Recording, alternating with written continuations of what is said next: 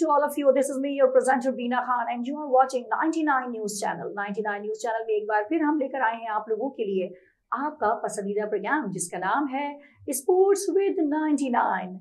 जी हाँ, और जनाब PSL का सीजन 9 बहुत सारे अप्स एंड डाउन और बहुत सारे सरप्राइजेस के साथ इख्तिताम पजीर हुआ।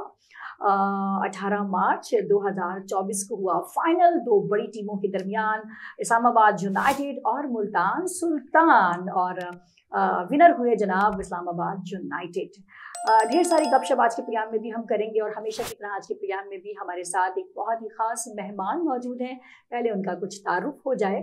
जनाब एक्स फर्स्ट क्लास क्रिकेटर हैं और इसके अलावा कोचिंग की तालीम उन्होंने माशाल्लाह बाकायदा यूरोप से हासिल की, और भी बहुत सारी अचीवमेंट हैं जो मैं चाहूँगी कि हारिस खान साहब खुद बताएं। तो सबसे पहले हम स्टूडियो में वेलकम करते हैं हारिस खान साहब को।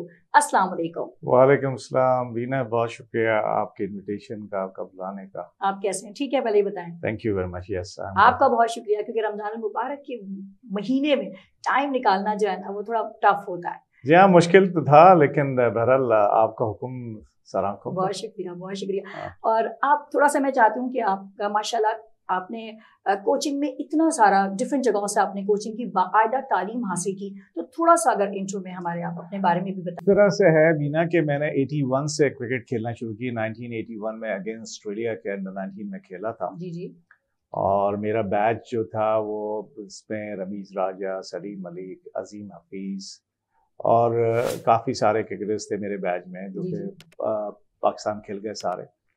फिर मैं 2000 सबसे आखिरी जो सीजन था मेरा 2000 का, I used to bowl off spin and I played 109 their first class games and took 442 wickets.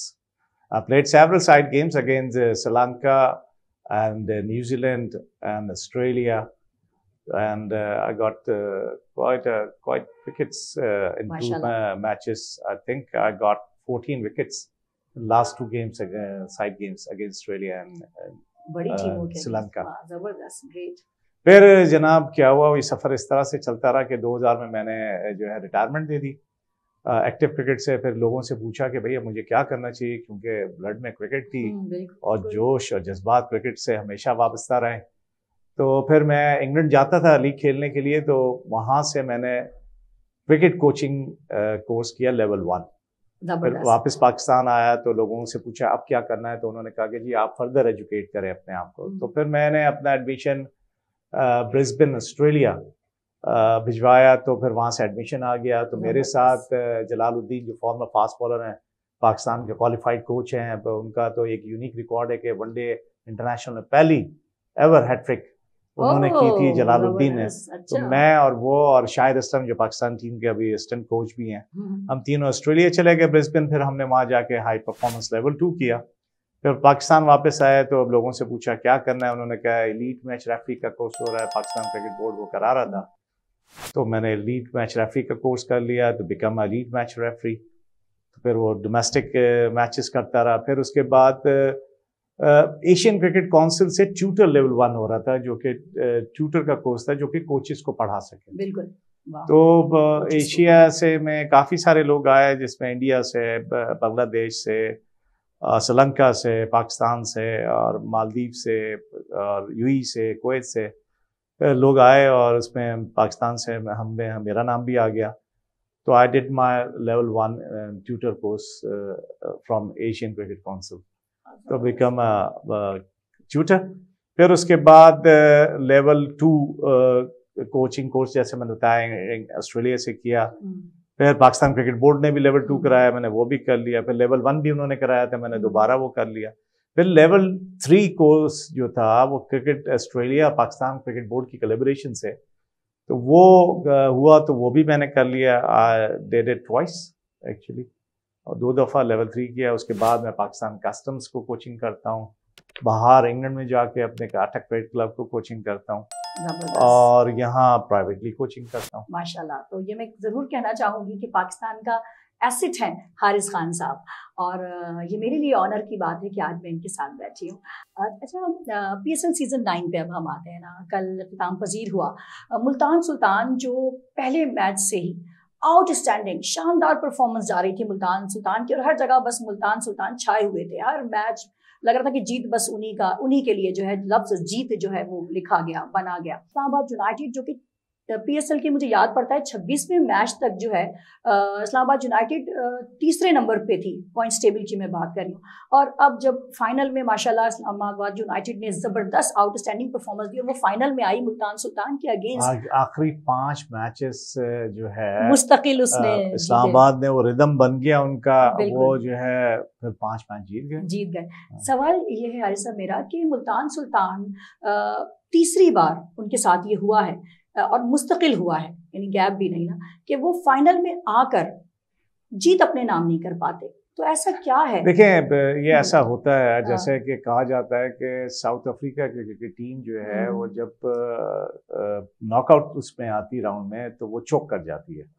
तो बाज़ औक़ात कुछ टीमों के साथ ऐसा होता है, लेकिन मुल्तान सुल्तान की बहुत अच्छी टीम थी, वेल बैलेंस टीम थी। और मुल्तान सुल्तान की खासियत ये थी कि उनका जो यूनिट था वो बड़ा कंबाइंड एक यूनिट था, कंप्लीट यूनिट था। और रिजवान अपना की कप्तानी में जो है उन्होंने बहुत अच्छी परफॉर्मेंस भी कर रहे थे।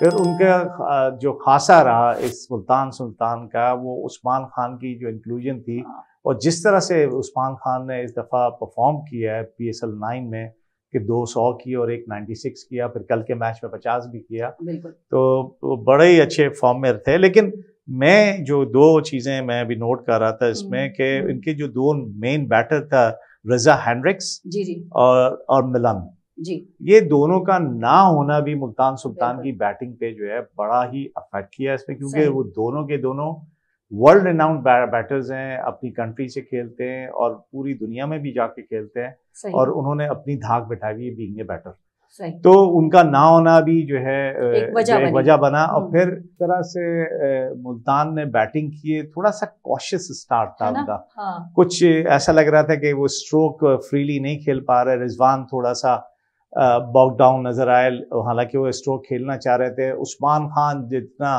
फ्लो में खेलते हैं वो शुरुआत में नजर नहीं आया फ्लो, बाद में उन्होंने बड़ी जल्दी अपने आप को अडॉप्ट किया अकॉर्डिंग द पिच और बॉलिंग के हिसाब से, फिर उन्होंने जो है फिर रन्स किए। तो मैं ये समझता हूँ कि जहां उनको अच्छा स्टार्ट भी मिला था, उनको कैपिटलाइज करना चाहिए था।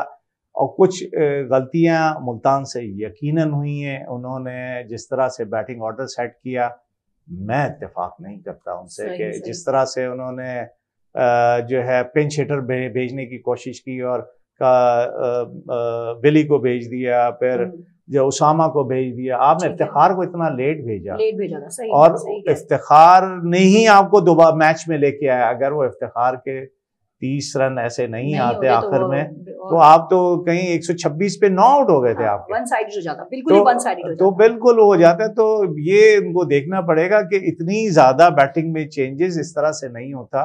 और बहुत सारे लोगों ने इस पे बात भी की, और मेरा भी बीइंग प्रोफेशनल क्रिकेटर और एनालिस्ट एंड कोच ये था कि इतनी ज्यादा चेंजेस नहीं होती हैं फाइनल में वो भी। तो और आप मेंटली तौर पे एक लड़का प्रिपेयर होता है, क्योंकि जैसे इफ्तिखार जिस तरह के फॉर्म में है माशाल्लाह, और इसने पाकिस्तान से भी और अपनी फ्रेंचाइज से भी और अपने रीजन से भी रन्स करता रहा है वो, तो वो एक माइंडसेट होता है प्लेयर का कि मैंने इस नंबर पे जाके इस ओवर में मेरी जाके बैटिंग आएगी, तो वो गेम प्लान उसके माइंड में होता है, वो बना चुका होता है कि मैंने क्या करना है, कैसे खेलना है और किस तरह से हैंडल करना है सिचुएशन को। तो ये थोड़ी सी लैकिंग हमें नजर आई।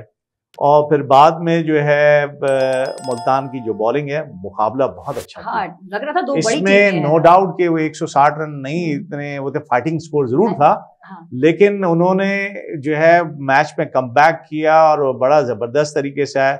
लेकिन इमाद वसीम की कामनेस, कूलनेस और एक्सपीरियंस को क्या कहिए, और आखिर में कुछ ज्यादा ही फॉर्म में आ गए। ये जो PSL 9 जो है इमाद के लिए, और 3 मैच में मैन ऑफ द मैच होना और जिस तरह से परफॉर्मेंस है, वो एक जो है एक वाज़े फर्क नजर आया दोनों टीमों का, उसकी जो है इमाद की परफॉर्मेंस से। इमाद ने बैटिंग में भी कमाल किया और बॉलिंग में तो कल क्या ही 5 विकेटें ली हैं। PSL की हिस्ट्री में ये पहली बार है कि किसी बॉलर ने जनाब वो फाइनल में 5 विकेटें ली हैं। तो इमाद ने ये कमाल किया और दुनिया भर से तारीफें समेटा। सबसे एक खास बात जो क्यों इतना कि देखें जैसे कि हम आपस में बात कर रहे थे कि इमाद ने ओडीआई से शायद रिटायरमेंट अनाउंस कर दिया है, बिल्कुल। वो थोड़ा रिजेक्टेड थे, वो थोड़ा डिसहार्टेड थे कि वो उनके साथ सही सलूक नहीं हुआ। और सही बात भी है कि हम लोग बाज़ औक़ात क्या कहते हैं, सीनियर प्लेयर्स के साथ जो है उसको रिस्पेक्ट वो नहीं देते जो कि उसको मिलनी चाहिए। जो प्लेयर पाकिस्तान के लिए परफॉर्मेंस कर चुका होता है वो एक उसका अहसासा होता है और उसने एक प्राइड फील करता है कि ये टाइम मैंने पाकिस्तान के साथ गुजारा, अपनी नेशन को ये टाइम दिया, अपनी टीम को उन्होंने इतनी परफॉर्मेंस की है, तो वो डिसहार्ट जरूर होता है। तो लेकिन जो खास बात मुझे नजर आई, देखें परफॉर्मेंस का मेनली ताल्लुक होता है फिटनेस से। हाँ ये तो है। अगर आपकी फिटनेस नहीं है तो आप कितने भी अच्छे प्लेयर हो, आप परफॉर्म नहीं कर पाओगे। ये बात तो बिल्कुल यहाँ है। और ये बात जो है ना बिल्कुल जिसे कहते हैं कि फैक्ट है कि आपकी फिटनेस के बगैर यू कांट डू एनीथिंग। नहीं, शाहीन शाह आफरीदी की मिसाल बिल्कुल सबके सामने है। मुझे नहीं पता उसकी फिटनेस किस किस्म की है। हाँ लोग उसके बारे में काफी बात करें। बहरहाल अभी तो इमाद की बात हो रही है। तो इमाद की जो खास बात है, इमाद ने जो अपने आप को जो है चेंज किया, ये इवॉल्व किया है अपने आप को थोड़ा सा, वो ये है कि उसने अपनी पेस में जो है वो चेंज लेके आया। आपने देखा होगा कि एक जो इंडेक्स फिंगर, लेफ्ट आर्म की जो इंडेक्स फिंगर है, वो इंडेक्स फिंगर रख के वो बॉल को स्किड कराता था। तो अमूमन क्या होता था, एयर में भी और पिच होने के बाद राइट हैंडर बैट्समैन के बॉल वो पिच होके स्किड होके अंदर की तरफ आती। तो वो चीज जो है वो तो था ही उसका खासा, वो तो उसकी नेचुरल है। लेकिन इस दफा आपने देखा कि उसने अपनी बॉल में रेवोल्यूशन भी लाया, यानी कि इंडेक्स और मिडिल फिंगर्स की ज्वाइंट एफर्ट से जो है जो उसकी रेवोल्यूशन बॉल में आई, जिसकी वजह से आपको टर्न भी नजर आया। उस टर्न की वजह से उसने 2-3 विकेटें कल हासिल की, जो के जो है वो थोड़ी सी नई चीज थी मेरे ख्याल से। अपोनेंट टीम के लिए वो नहीं रहे एक्सपेक्ट कर रहे थे, वो समझ रहे थे कि इसका बॉल स्केट होकर अंदर आएगा और हम मार जाएंगे। और जो आपने देखा कि किस तरह से 5 विकेटें ली जबरदस्त। जी हाँ, और किस तरह से बैटर आउट हुए हैं, जिस तरह से आउट हुए हैं, उनको पूरा डिसीव करके आउट किया उसने। तो ये एक बहुत ही अच्छी चेंज है इमाद में। कॉन्फिडेंस तो उसमें है और बैटिंग तो आपको पता है वो शुरू से ही अच्छी करता है। तो ये गम्माजी थी। एक चीज जो मैं पाकिस्तान के लिए, खास तौर पे पाकिस्तानी प्लेयर्स के लिए हमेशा से कहता चला रहा हूँ, आपसे नहीं कह रहा, 20-25 साल से कहता चला रहा हूँ, और ये जो चीज है ये अभी की नहीं नजर आ रही है, हमारे दौर से नजर आ रही है, हमारे दौर से पहले से भी नजर आ रही है। पाकिस्तान टीम में जो मुझे कमी नजर आती है वो मेंटल टफनेस की और फिजिकल फिटनेस की। अब मेंटल टफनेस की चिड़िया का नाम है। किसको कहते हैं मेंटल टफनेस? मेंटल टफनेस कहते ये हैं कि जनाब जो आपके पास सिचुएशन आए और जो अकॉर्डिंग टू द सिचुएशन के हिसाब से आपने रिएक्ट करना है, तो चाहे वो बॉलिंग हो चाहे वो बैटर में हो, क्या जरूरत है टीम को, किस चीज की जरूरत है, क्या आपसे मांग रही है, उसके हिसाब से आपने परफॉर्म करना है। PSL सीजन 9 में हमने 6 प्लेयर्स को ना कप्तानी के फराइज अंजाम देते हुए देखा ना। तो अगर मैं कहूँ कि हारिस साहब, आप ज़ाहिर है आपका इतना एक्सपीरियंस है माशाल्लाह और आप एक प्रोफेशनल कोच हैं, और क्या जिस तरह आप देखेंगे उस तरह से ज़ाहिर मैं तो नहीं देख सकती। तो अगर मैं कहूँ कि अगर हम आपसे कहें कि जनाब टीम आप बनाएं, तो आपकी टीम का कैप्टन कौन सा होगा? असल में जैसे देखें 2 फाइनलिस्ट जो थी, मुल्तान सुल्तान और इस्लामाबाद, शादाब इस्लामाबाद के, मुल्तान के जो है रिजवान जी, दोनों ने बड़ी अच्छी परफॉर्मेंस की, दोनों ने अपनी टीम को बहुत अच्छा संभाला, दोनों ने जो है बड़े एनर्जेटिक नजर आए। और सबसे इम्पॉर्टेंट चीज़ जो होती है किसी भी टीम के कैप्टन के लिए, वो रिस्पेक्ट गेन करना होता है कि आप अपनी टीम में रिस्पेक्ट गेन करते हैं कि नहीं करते। सही। और परफॉर्मर बहुत इम्पॉर्टेंट होता है कि वो परफॉर्मर भी हो। तो अगर आप परफॉर्मर भी हैं और आपकी पर्सनैलिटी भी ऐसी है कि लोग आपकी तरफ देखते हैं और रिस्पेक्ट करते हैं, तो वो चीज़ जो है बड़ी काउंट करती है। तो दोनों ने, मैं कहता हूँ रिजवान ने और शादाब ने, मैं इसलिए नहीं कह रहा कि इनकी टीमें फाइनल में आई, मैं इसलिए कह रहा हूँ कि इनका एटीट्यूड टुवर्ड्स अपने जो लड़कों के साथ है वो बहुत अच्छा था। बड़ा कोहेसिव यूनिट लेके चले, बड़ा कंबाइन इन्होंने लिया। और हमेशा ये बात होती है कि कप्तान तक पहुंचने के लिए जो आम प्लेयर है उसको हिचकिचाहट फील ना हो, वो फील करे कि नहीं यार अगर मैं इससे कोई बात करूंगा ये बुरा नहीं मानेगा, और मेरी एडवाइस अगर जो मेरे जहन में आ रहा है उसको ये लेगा और एब्जॉर्ब करेगा, हो सकता है कि इसके लिए इसको काम पे आ जाए। और कप्तान का एटीट्यूड भी होता है कि वो कभी भी शर्माता नहीं इस बात से, या अपने आप को किंग की तरह जाहिर नहीं करता टीम में कि मैं तो किंग हूँ, मेरे पास मैं जो करूंगा वो। जो सारे डिसीजन मेरे सही होंगे, ऐसा नहीं होता। तो वो टीम वही अच्छी होती है, वही जेल करती है, वही परफॉर्मेंस देती है जो कि कोहेसिव यूनिट बन के खेलती हैं, कंबाइंड होके खेलती हैं। लेकिन मैं शुरू से इस लड़के का जो है ना बड़ा मद्दाह सा रहा हूँ, और आप बोलेंगी कि आप क्या बात कर रहे हैं। मैं शान मसूद का बहुत मद्दाह रहा हूँ, मद्दाह इन अ सेंस रहा हूँ कि वो लड़का जो है वो थोड़ा सा हटके है। अच्छा। वो हटके इसलिए है कि उसका एक तो एजुकेशन बैकग्राउंड इन सबसे डिफरेंट है। ओके। और उसकी जो सोचने की, जो समझने की सलाहियत है वो भी इनसे डिफरेंट है। और उसका एटीट्यूड भी इनसे थोड़ा डिफरेंट है। मेरी अपनी सोच है। जी जी। तो अगर वो उसको जब कप्तान टेस्ट क्रिकेट का बनाया तो मुझे बड़ी खुशी हुई कि ये एक ऐसा शख्स है जिसके शोल्डर के ऊपर एक अच्छा हेड है, इनके अच्छा दिमाग है, उसका विजडम जो है उसमें बहुत अच्छी है, उसको समझ अच्छी है। तो मेरे हिसाब से शान मसूद जो है टेस्ट क्रिकेट के लिए बेहतरीन आपका वो है कैप्टन है। और अगर आपने इसमें लेना है T20 में, शाहीन पे लाज़मी बात है बहुत प्रेशर होगा, बीइंग ए फास्ट बॉलर भी बहुत प्रेशर होगा, और बीइंग ए पख्तून और एक पठान जज्बातियत तो होती है और फास्ट बॉलर में तो होती ही लाजमन है, और उसके लिए एग्रेशन बहुत लाजमी चाहिए होता है। तो वो है, लेकिन बाज़ औक़ात इमोशन को काबू में रखना होता है, और इसने लाहौर के लिए अच्छी कप्तानी भी की है, नो डाउट कि अच्छी कप्तानी की है। लेकिन मैं समझता हूँ अभी असेसमेंट करने के बाद अगर आप रिजवान पे को कंसिडर करते हैं बीइंग ए T20 का कप्तान, क्योंकि उसमें जो है ना बड़ी हम्बल तबीयत है उसकी, और उसमें एब्जॉर्ब करने की सलाहियत भी है, लोगों की सुनने की सलाहियत भी है, लोगों की सुनता भी है और उनकी बात समझता भी है, और उस पर अमल करने में हिचकिचाता भी नहीं है। तो ये एडवाइस लेने में उसको कोई हिचकिचाहट नहीं है।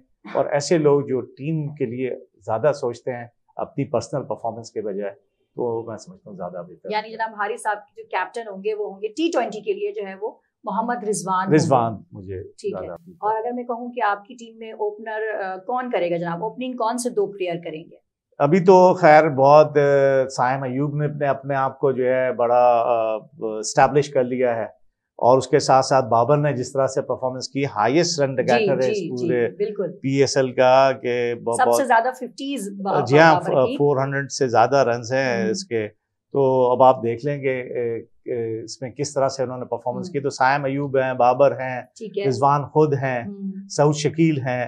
अच्छा, आप इसमें फखर जमान का सीजन ऑफ सा गया है, लेकिन आप T20 वर्ल्ड कप में फखर जमान को बिल्कुल भी इग्नोर नहीं कर सकते, क्योंकि वो एक ऐसा प्लेयर है कि you never know about him, कि वो एक अचानक ही क्या लेकिन ये बहुत जरूरी है, हमें अचानक वाली अब चीजें नहीं चाहिए।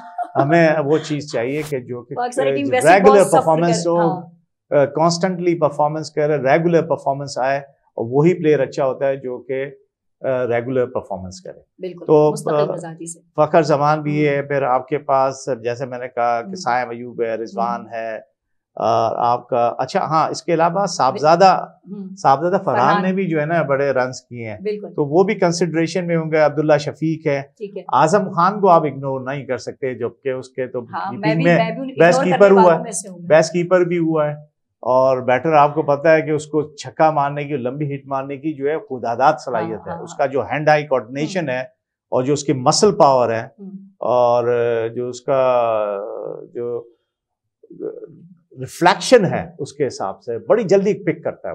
नया बॉल किसको देंगे? नए बॉल में तो आपके पास बहुत ही शानदार, अभी नसीम शाह ने बहुत ही जबरदस्त बॉलिंग की है, बिल्कुल है, और शाहीन शाह आफरीदी भी है, और अभी आप ये भी ना भूलें कि ये आपका जो है मोहम्मद अली ने बहुत अच्छी बॉलिंग की है, सेकंड हाईएस्ट विकेट टेकर है PSL का वो, उसने बहुत अच्छी, तो उसने अपने आप को सामने रखा हुआ। अब डिपेंड करता है कि सिलेक्टर्स पे कि वो किसको सिलेक्ट करते हैं। मोहम्मद आमिर जो कि रिटायरमेंट दे चुका है, लेकिन इस थ्रू आउट इस टूर्नामेंट में उसने मोहम्मद आमिर ने अपनी एक्सपीरियंस को जिस तरह से शो किया है, बहुत ही उम्दा बॉलिंग का मुजाहरा किया है Mohammad Aamir. Thank you so much, बहुत शुक्रिया आपके। हम चाहेंगे कि इसको सब लोग सुने और इस पर गौर करें, बहुत अच्छा लगा। Thank you so much again Haris Khan साहब कि आप आए और आपने हमारे चैनल को और हमें वक्त दिया। Thank you very much for inviting me, और आपका बहुत शुक्रिया, आपके चैनल का शुक्रिया कि उन्होंने मुझे दावत दी। Thank you so much. अब तक के लिए बस इतना ही। अगर आपको हमारा प्रोग्राम अच्छा लगा है तो लाइक और कमेंट जरूर कीजिएगा, और जी हाँ जनाब, चैनल को सब्सक्राइब करना बिल्कुल भी मत भूलिएगा। So keep watching 99 news channel. Bina Khan को दीजिए इजाजत, अल्लाह हाफिज।